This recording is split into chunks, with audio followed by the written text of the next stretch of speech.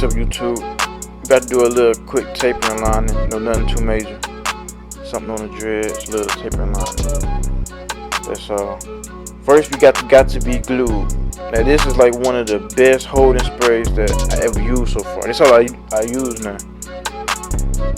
I went through a lot, but this is the one that matched up pretty good. I like this one. This one I'm gonna use. I'm gonna stick with this one for a minute. Alright, now we're gonna start by lining them up. I got my golden Babyliss Pro liners. Now I'm gonna go ahead and start in the middle, work my way to the left. Just touching it up a little bit, you know. You ain't gotta do too much with these clippers, like I said again. These A1s, I like these. One of the best. Just crisping it up. Now, as you see, his lining is kind of light. So, of course, we're gonna add some fibers in it, but when they got light linings like this, you don't want to go in too much. You just want to tap it just a little bit on both sides, and you want to keep it as natural as possible. So you don't want to, you want to kind of create a lining, but you don't want to create a lining, like, you know what I'm saying? Like, you don't want to go in too much, because it won't even look right there if you do that. So you want to keep it as natural as possible and just keep it clean. Now I got the Babyliss liners. And I'm gonna go ahead and take everything off. This is where I'm gonna start my taper at. I asked him, did he want the sideburns? He said cut them off, so I'm gonna cut all this off. I'm cutting all that off. It's over with. And then this is where we're gonna start the taper at. A ball taper. I ain't going up too high with it. I'm leaving myself some room to play with. Now I'm hitting it with the Barber Magic pencil. We're gonna go back to that taper in a minute. But this is what I do first. Like I said, I do the lining first, because I want to see where my fade should be at. The lining is like your guide and help you to let you know how high your fade should be.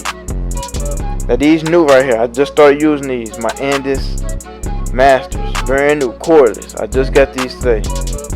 First time using them. Got that guard on there and I'm just flicking up. Now his size is already low, so you just want to touch it up a little bit. You don't want to go too high where the dreads is at. Remember that you want to have a barrier. Like, you won't want to go up too high, because then you'll start cutting the dreads and cutting the hair that's not supposed to be cut. So you just want to stay right where you at. Even though it looks kind of crazy, it's cool. Just stay where you at. Don't go in too much. Now I'm hitting it with the hair fibers. Just touching it just a little bit. Then y'all see how it's gonna look. You know, nothing too much. I'm just gonna tap it. That's it. Little light touches. Then I'm gonna go back over my liners and cut it. Get a little crispier. That's all. Just putting that crispiness touch in it. The last touch. Just tapping it. That's all. Getting it all ready together. You know, easy and smooth. That's it. Just tap it. Look at that. That's pretty decent right there. Now I'm just going over this. I'm just balding it where it was at. Getting it together. Smoothing everything down. Going with the grain on it.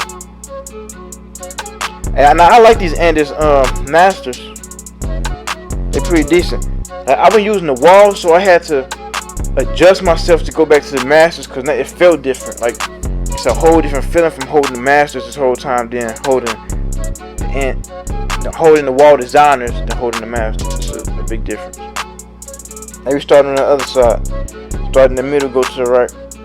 Because, like I said again, the lining determines where your fade gonna be at, or how high you want your fade or how low you want your fade. So you gotta put that line on that first. That's how I do it. That's just me though. I mean, like I said, you can do whatever you want to do in your own way. It's cool. But for me and for beginners, I would recommend that you start with the lining first, because that's how you know where you want it to go and where you want your taper to be at. They really help. If not, it'll be all over the place. I couldn't imagine myself just jumping in doing the taper on the side without lining him up, because it's gonna be like, you don't have like no guide. The lining is the guide. The lining is like the key to the whole haircut. Now we cutting the sideburns off on this side, doing the same thing like as if we did on the other side. But let's get back to the lining again. That lining is like 75% of the haircut. I tell everybody that, and it's the truth. once that lining is in place, basically can guide the whole haircut. And these masters again, going up, flicking, no guard. Now it's closed, and we're just gonna flick up. I see where I got my line in there, so I know where to go, and I know how high I'm gonna go. And we're gonna do a ball tape like we did on the other side. Look at that, that's coming out pretty cool. Nice and clean. That's a clean little ball tape. Smoothing out everything, all the way closed, and just flicking up. Stand right there. Hit the sideburns out. See, look at that, pretty decent. The whole thing. Now I'm gonna let y'all know right now, ain't no haircut in the world is perfect. You got a good haircut, ain't no such thing as a perfect haircut though. So wherever you are, just do your best. Keep grinding, keep going, keep, you know what I'm saying? Just don't quit. Because when you quit, you never know.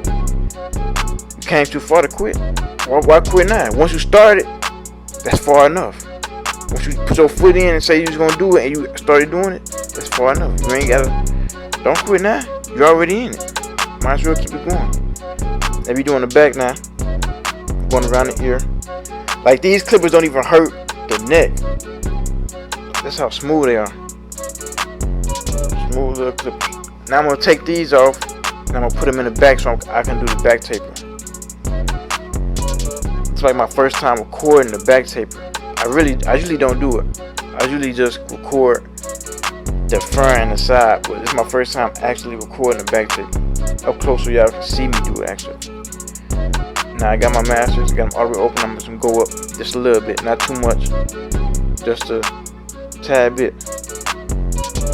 Cause I want my fade to transition real good. Now I'm just gonna flick out with that. Close, and I'm low. The more you close them, the lower you go. The more you open them, the higher you go. You got that little line inside there now. Now we're gonna knock all this out. Got that guard on there, we're gonna flick up. Just in that area, not going up too high, just flick up in that area. Making sure you're gonna keep it clean, that's all. Keeping it neat. And just nice little flicks. Nice little flicks. That's all we on. Flick out. Flick out. Easy money. Easy money. Look at that. Now it's like with tapers like this, it'd be hard to have a room to play with because the way his hair is, but you just gotta play with it, you know, just keep flicking, keep going in and doing your thing. Knocking some hair out, move the hair around, just keep flicking. And that's it. I'm about to show y'all how this haircut turned out. Stay tuned. Watch this. Matter of fact, watch this. Easy. Easy and clean. And quick. Quick little 10 minutes. Y'all like, comment, subscribe. I'm gonna drop another video for y'all tomorrow. You know how we do.